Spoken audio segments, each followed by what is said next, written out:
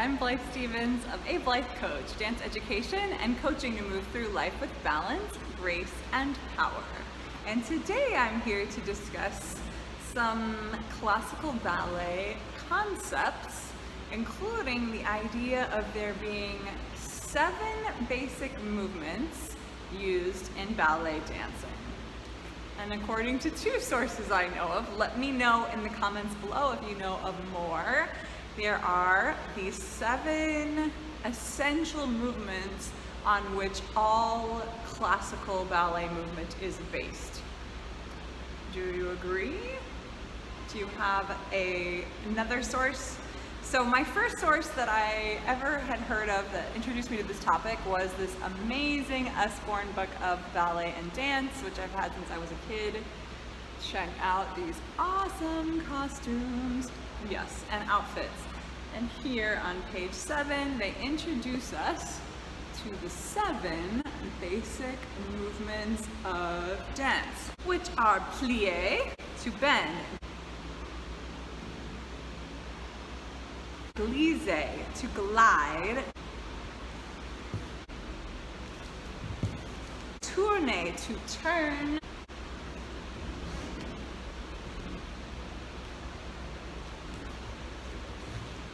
étendre, to stretch,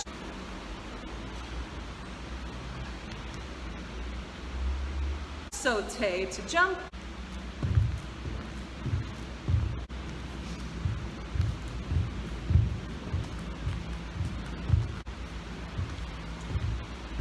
relever, to rise,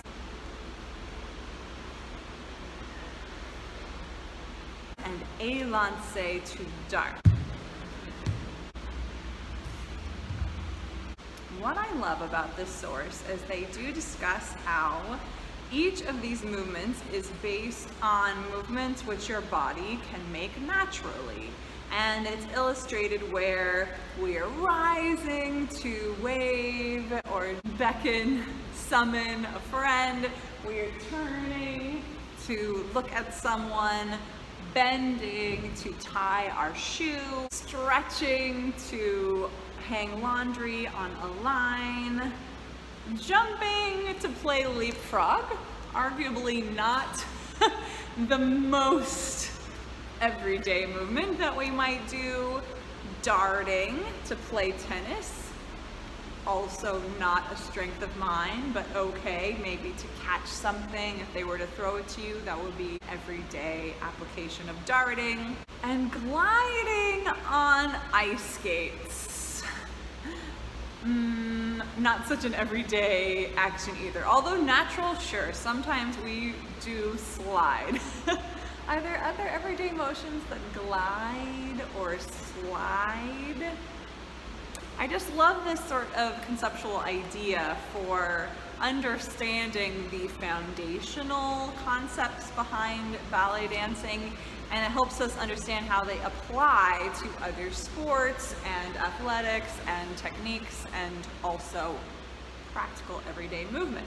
Further, I did also find a brief discussion of these 7 basic movements in Ballet Pedagogy, The Art of Teaching by Rory Foster. And all it says is that as a teacher in designing your syllabus and specific exercises, that in creating a balanced plan, these 7 movements of ballet, quote, helpful to reference as the divisions or sections of the bar and center floor are being planned.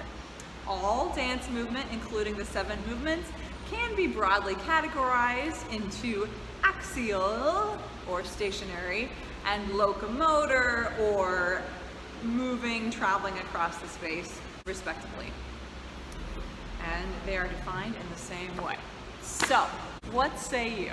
Are the 7 movements of ballet universal to all dance styles? Is there another framework that you prefer? There are more complex frameworks that I very much enjoy and will talk about in the future, such as the Laban movement analysis, ideas and concepts. But as a jumping off point, sauté, what do you think? Is it helpful? Is it interesting? I find find this interesting. And of course, I will have follow-up videos, podcasts, and more information about each of these movements. Actually, the plie one has already come out. Check that out on YouTube and also on my podcast.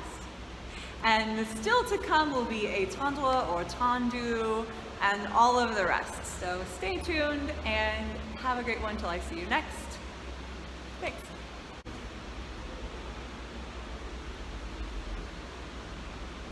For more about ballet, dance, yoga, and coaching, check out my website at ablythecoach.com. That's ablythecoach.com. And go ahead and like and subscribe my channel down below. That makes a big difference for me.